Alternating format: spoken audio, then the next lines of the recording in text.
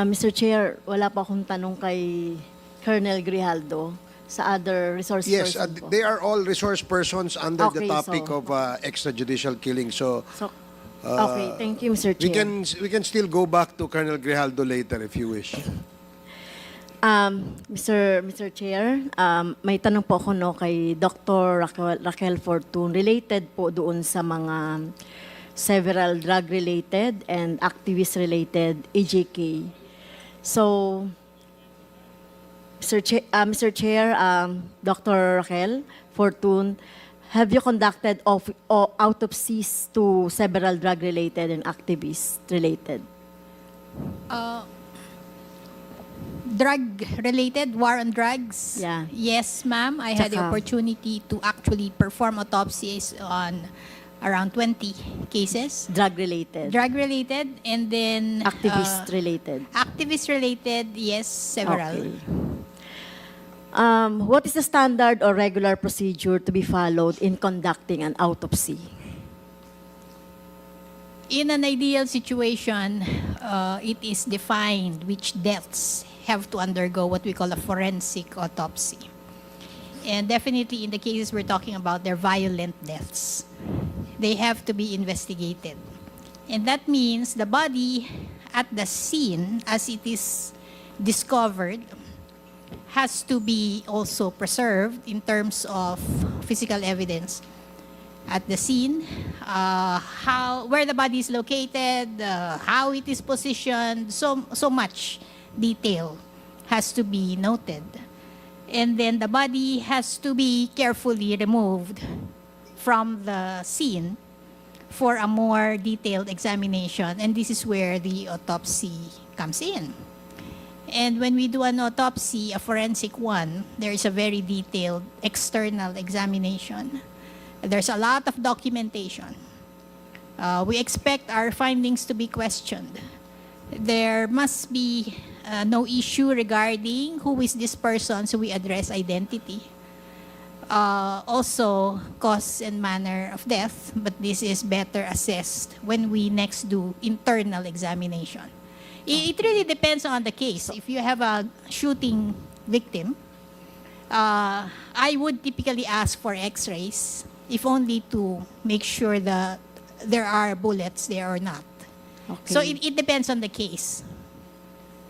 So pag sinabi po nating forensic autopsy, very detailed autopsy, tama po ba?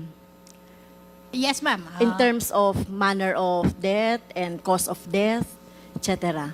The word forensic there means you have legal questions to address. Okay. And typically, you have to answer that there's no question, this is the person you are, the person is properly identified.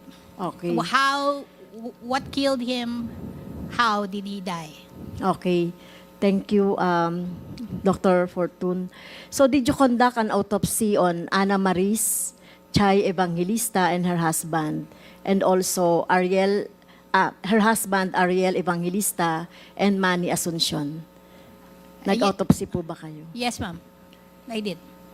So these are victims of activist-related AJK known as Bloody Sunday Massacre. So for the records, what are your findings po dito sa mga autopsy nitong mag-asawa at saka kay Manny Asuncion?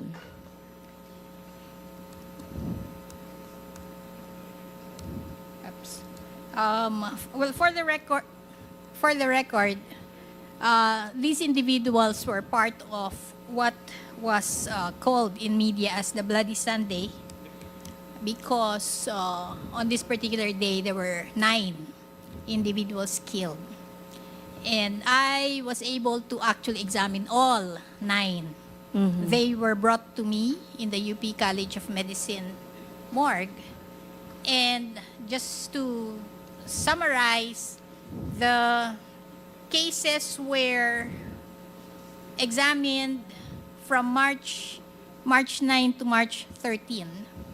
Ito lang po, Dr. Fortun, sa mag-asawang Evangelista po, at saka kay Manny Asuncion.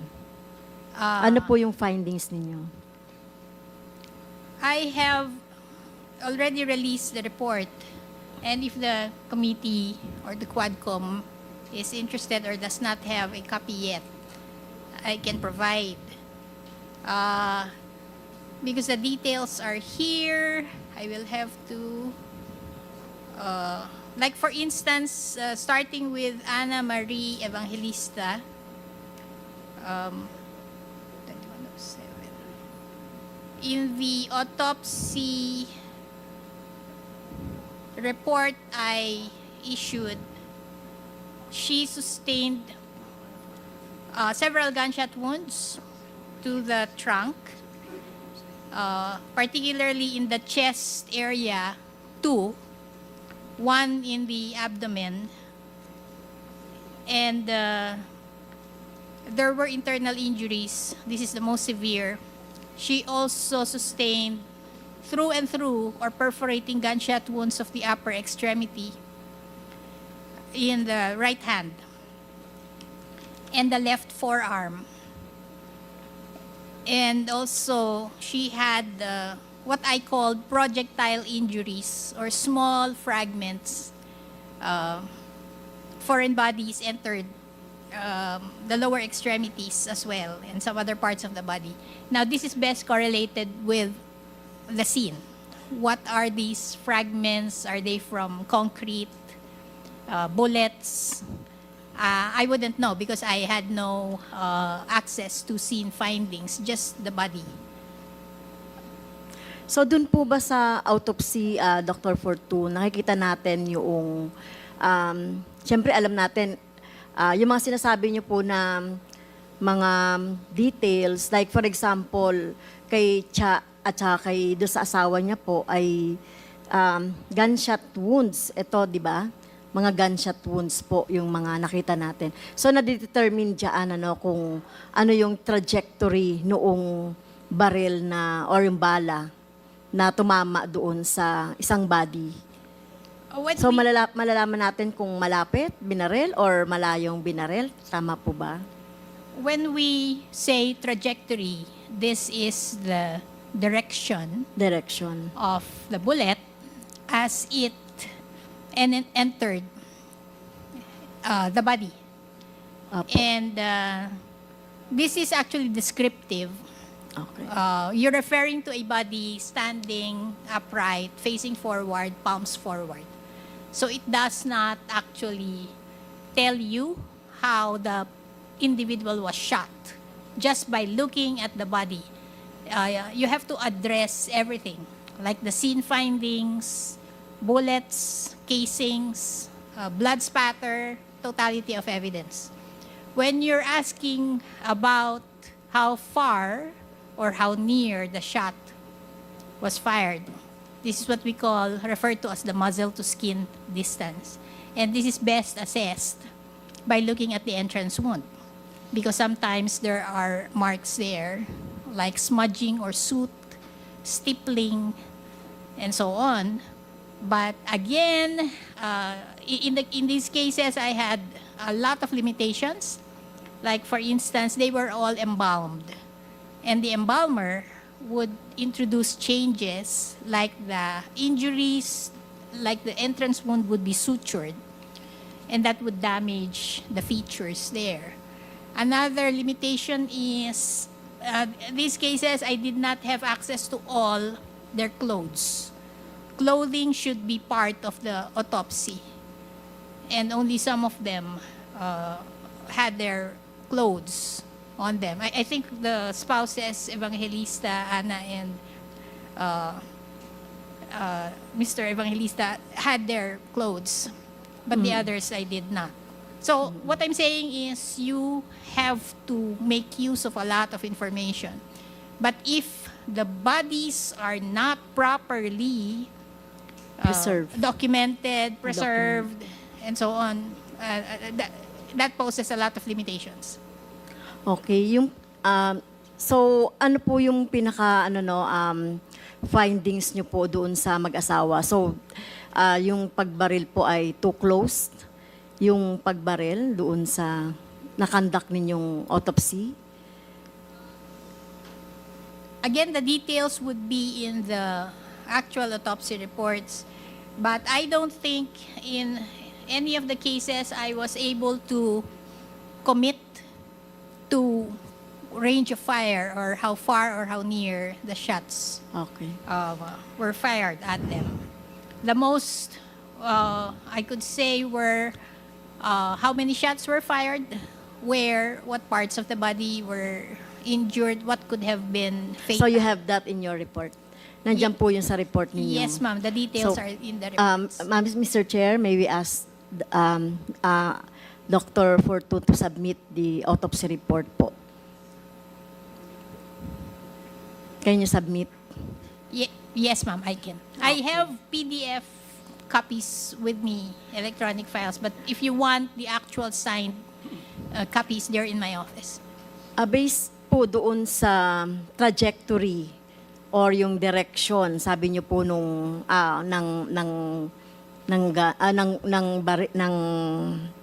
bullet, sa dami po ba ng mga wounds, masasabi ba natin na intentional yung pagbaril o hindi?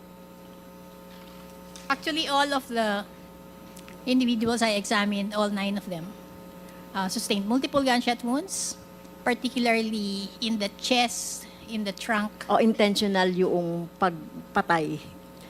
If you would consider the multiplicity, the number of shots, then that implies intent.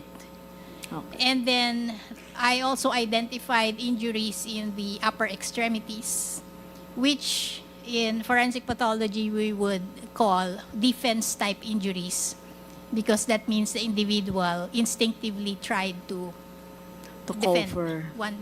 himself or herself. Okay. Pag intentional po yung pagbaril, pagpatay, so that means, ito po ba ay to the head, to the heart, or some part po ng body? I understand in my summary all the 9 individuals sustained gunshot wounds to the chest and abdomen, the trunk, where So, internal organ are. Okay. Sa autopsy po ng PNP no, sa mag-asawang Evangelista, nakasaad po yung cause of death. So yung cause of death po, sabing ganon, and I quote, gunshot wounds to the body. At walang nakasaad ng paano siya pinatay or manner of death. So tama po ba ito or sufficient na ito na explanation sa pagkamatay ng mag-asawa? In the death certificates issued by the medical legal officer in Batangas, the statement is general. Like for instance, for Ariel Evangelista, it's perforating the heart and lungs, gunshot wounds to the body, firearm discharge. Actually, the statement is wrong. But anyway, this implies that he was shot in the body, which injured the heart and lungs. And, if you do an autopsy, you can better explain what injuries were sustained. Like, same case, Mr. Evangelista, in my findings, he sustained, let me see. It confirms, yes, that he was shot in the heart, but also the aorta, the lungs, the diaphragm, the liver, there were massive hemorrhages. And I identified also the fractures. I was able to recover the bullet in the chest. As for manner, in the Philippines, this is often blank in the death certificate because we do not have a proper death investigation system. Doctors would not commit, even the police, as to manner, even if the individual was really shot. In our classification, we would call this homicide, and there is no commitment on the word homicide, even on the death certificate. So, ang ibig po sabihin nito ay parang insufficient yung ginawang pag-iimbestiga in terms of, dun syempre para kung nag-iimbestiga tayo na may namatay, so aalamin natin yung manner of death at saka yung cause of death. So ang ginagawa lang usually ng mga pulis ay simple lang na sabihin na namatay sa gunshot wounds. So ganun lang. Tapos manner of death, is it homicide, murder, or suicide, whatever. Yun, solo yun lang po yung... So Generally, paano natin po ma-determine kung talagang intentional yung pagpatay or hindi? generally speaking, I have been in the practice of forensic pathology for 30 years. And my observation is, that's it. We do not have a proper death investigation system. Killings are not properly and adequately and scientifically investigated. If there is some attempt to investigate, it's very, very superficial. Autopsies are not detailed. There is no correlation among the findings, like you do not put together findings on the body, the scene, the statements, physical evidence, and so on. So this is very, very much lacking in the Philippines. Even the death certificate is very deficient. Okay. So, makikita natin dito, Mr. Chair, no, yung kung paano nag-iimbestiga, no? Kung paano nag-iimbestiga ang authority natin pagdating sa mga patayan. Parang hindi mo talaga makikita doon ano kung paano, no, kung intentional or whatever. Like for example po, Mr. Chair, yung kay Ariel and Chai, sinasabi lang doon na mode of death ay yung homicide. Okay.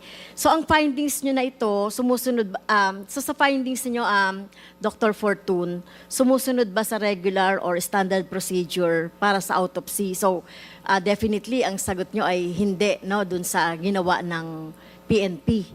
Tingin niyo po ba yung kinandak na mga autopsy dito sa tinutukoy natin ng mga individuals ay sumunod po ito doon sa standard procedure ng autopsy?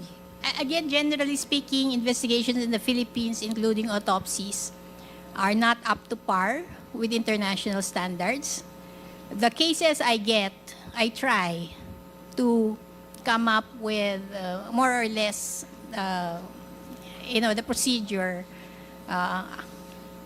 similar to what should be expected. But as I said, I have a lot of limitations. I have no access to the body at the scene. By the time the body comes to me, it's already embalmed. Many times, it's already previously, quote-unquote, autopsied or examined. And I have very limited information regarding the scene and other findings. So it's very difficult here in the Philippines.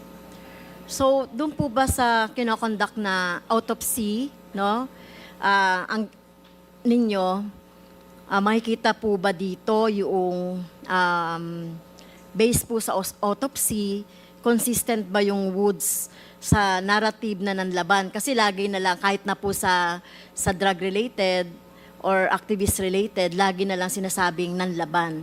So ang laging depensa po ng pulis ay nanlaban, nakikita po ba ito doon sa autopsy?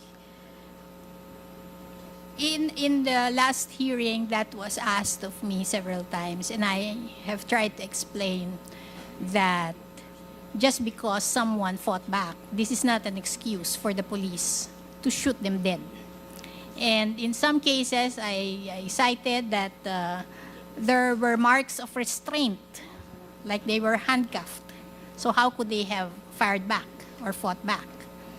I have previously pointed out that these individuals were shot in the head, in the chest, in the abdomen where vital organs are, and they were shot multiple times. So this is not really an attempt to merely disable them or make them as a defense mechanism of the police. They were meant to kill. And also, I have encountered several cases of, as I mentioned earlier, defense-type injuries, which are classically in the arms. Okay.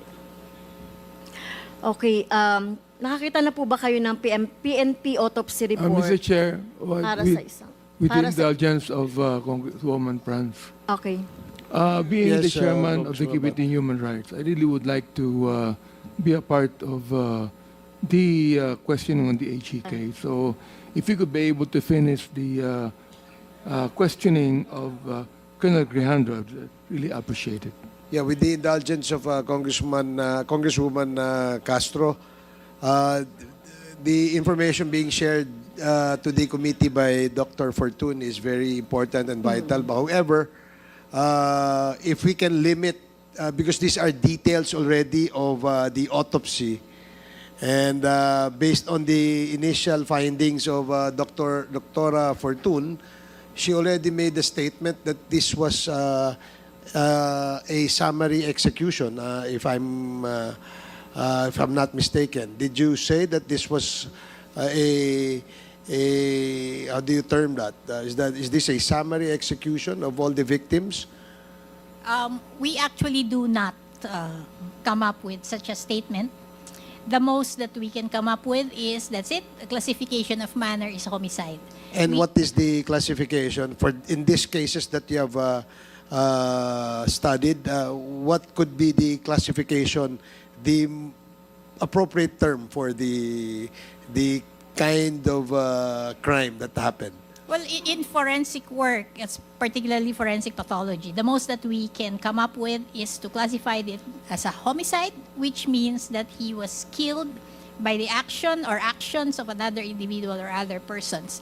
We do not use the word murder because it's a legal term. Okay. Now, whether they were what you call summarily executed, this would require, actually the best is you reconstruct the shooting.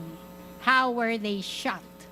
But as I kept pointing out, I've had a lot of limitations. The most that I was able to do was to examine the remains. Okay. And your findings are best correlated with other findings. Okay, thank you. Thank you for that information. So, Congresswoman Castro, Mr. Chair, parang sinasabi po kaya ni Chairman Abante, parang gusto mo nang matapos yung kay Colonel Grijaldo kasi gusto niya ring mag-participate dito sa... So I could join.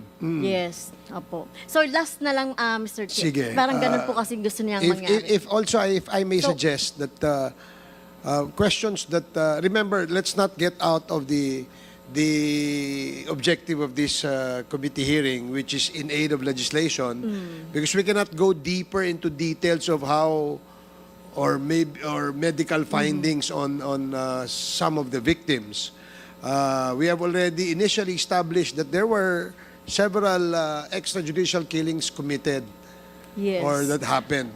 So baka ma-delay lang tayo dun, baka malihis lang tayo dun sa issue ng how, why, and what Yes, legislations we can produce out of this investigation. Natatanong natin to Mr. Chair dahil alam natin doon sa mga mga thousands na namatay ay hindi po lahat na imbestigahan. O wala pa. I mean, few lang yung mga naimbestigahan. Yes. At gusto natin magkaroon po talaga ng standard procedure kung paano nag-iimbestiga ang polis. Kasi kung ganito lang kasimple or hindi masyadong maayos yung manner ng pag-iimbestiga, so may kailangan tayong baguhin doon sa kanilang guidelines on how to investigate. Remember, Mr. Chair, di ba sabi natin, mahalaga yung buhay. Kaya bawat isa yan na namatay, kailangan alam natin kung paano, matiyak natin para mapanagot natin kung sino man yon. So That gusto is nating correct. mabago. I absolutely agree with Congresswoman Castro in that statement. But perhaps it would be, shall we say, let's be more focused on the objective of the committee. I'm not saying we're not. You're not correct. No, I'm not saying that, Congresswoman Castro. What I'm saying is that yes, we can get into the details of the findings of Dr. Fortun because this is helpful. However, baka hindi na natin sakop yung isyung yun eh. That's why, yes, summary execution maybe because the bullet wounds were scientifically studied by Dr. Fortun, and it seems that there were no how do you say that? Wala namang engkwentrong nangyari or something because they were apparently shot at close range and at the very fatal area of the victim's body. No? Baka kasi parang heart yung tama at saka ulo eh. So, yes. Yes, so we don't want to get well, into yes, hindi po tayo details. nag-example lang po ako. Pero syempre, ang gusto rin po natin generally ay malaman yung magiging procedure ng pag-iimbestiga ng otoridad. Or maybe doon sa yes, or doon maybe sa- we can ask Dr. Fortun kung meron siyang suggestion as to how to maybe in terms of legislation, baka meron din Yes. siyang maitulong sa atin. Yes, sige. Sige, before that, Mr. Chair, yung po bang mga bullets na na-recover, saan po siya na-turn over? Sa pag-autopsy niyo, for example? In this case, I recall that I was asked to turn over the bullets to the National Bureau of Investigation. And only for the Evangelista, if I remember correctly, I have that documented, only for the Evangelista spouses. So, they were turned over to NBI. I do not know if they were matched with or reference to certain guns. My job is, my part of the work is to recover them Okay. and properly turn them over, describe them. They are part of the autopsy report. So I have no idea what happened. Okay, thank you, Mr. Chair. So, yung question po, no, meron po ba kayong suggestion na legislation, measures on, siyempre yung sinasabi nyo parang mali yung mga pamamaraan o may kulang doon sa pamamaraan ng, para malaman talaga natin yung cause of death, manner of death, kung paano sa napatay, etc. So do you have a suggested legislative measure? After coming from training 30 years ago, it was in a medical examiner's office. And that's what I learned. The realization that the Philippines does not have a death investigation system. And so I tried to push for two key pieces of legislation. One, a mandatory autopsy bill, which would define which deaths have to be investigated. It's still alive. It keeps being refiled in the two houses, Senate and the lower house. I don't know what has happened, but it's still alive. And the next question is, who would do it? So standards and how. And the Philippines at present does not have that fixed. Like for instance, everybody depends on funeral parlors. And funeral parlors are meant to embalm, to chemically preserve, not to examine bodies or preserve them as evidence, because bodies are physical evidence. Another key piece of legislation I tried to work on with UP was University of the Philippines Forensic Science Institute. Again, this was decades ago. It never took off. However, there are initiatives in UP supported by the National Administration. Executive Secretary Bersamin is very much in on this. We're trying to push for a forensic medicine training course in the University of the Philippines. And maybe at some point it will evolve into a forensic science institute. I think that's the dream, a national forensic science institute for the Philippines. But we are a long way off. Yes, this representation filed a bill on mandatory autopsy on all deaths, which I sponsored since the last Congress. I also filed a bill on the maintaining a database of all DNAs. It was a bill that was forwarded to me and asked me to sponsor such bill. Until now, we haven't really discussed the details of the proposed legislation. But we will certainly insist in writing our committee report for this quad committee. We will include those proposed legislation. So, I register for the second round po, Mr. Yes, Chair. okay. Thank you. Salamat po, Congresswoman Castro. The next to interpolate is